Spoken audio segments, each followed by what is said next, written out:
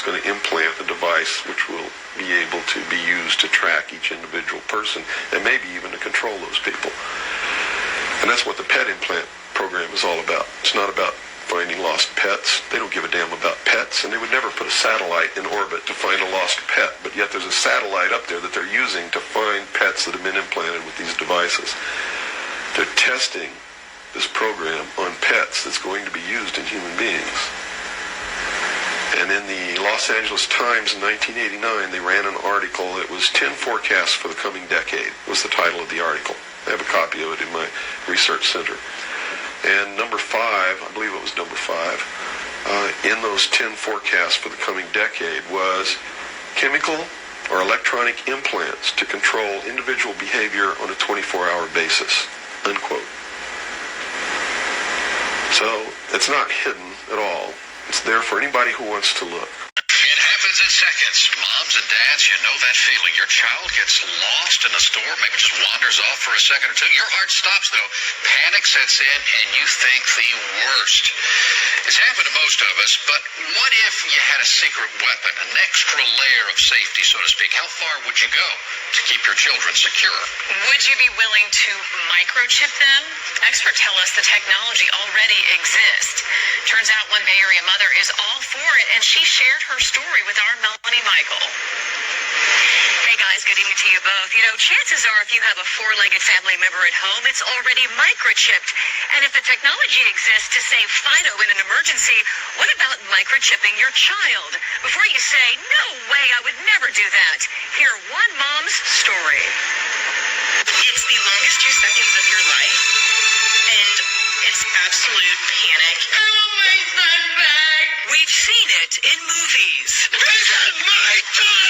Over and over again, children gone missing. It's terrifying. For Stephanie Rodriguez-Neely, life is busier than ever, with 4 children, including a newborn. She knows scary situations can happen in an instant, and for her, it has. If it'll save my kid, there's no step that's too extreme. Stephanie's teenage daughter is a special needs child, prone to wander off and trust strangers. For that very reason, Stephanie wholeheartedly welcomes microchipping a child. If a small chip the size of a grain of rice could have prevented a tragedy, I think most parents, hindsight would have said, I wish I would have done it. But Stephanie is in the minority in her Tampa Bay Moms group, where other mothers call this too sci-fi and invasive. You're putting a battery in your kid, you're putting a chip in your kid, then where does it stop? Turns out the technology to microchip your kids has existed since the early 90s, but hasn't really caught on. Is it a little too science fiction for you? Very much so. A well-known technology expert out of Boston tells us microchipping poses little to no health risks and would act as a barcode of sorts. Without question. It could save a life, reunite a family, find a missing Alzheimer's patient. I always tell people, as long as you're doing what you feel is best for your child, you're not really wrong. And guys, this is what we're talking about, the microchip. I don't know if you can see it in my hand. It's the size of a grain of rice, very, very small. And the expert that we spoke with actually tells us that barcodes were introduced in the late 1960s, and back then people thought this is way too invasive and too weird, and now barcodes are so commonplace that we don't even think about them anymore. The expert tells us this will happen sooner rather than later. Well, and Mel, you said that the technology's been around since the 90s or whatever, but I mean, have companies actually tried this? That's a different scenario.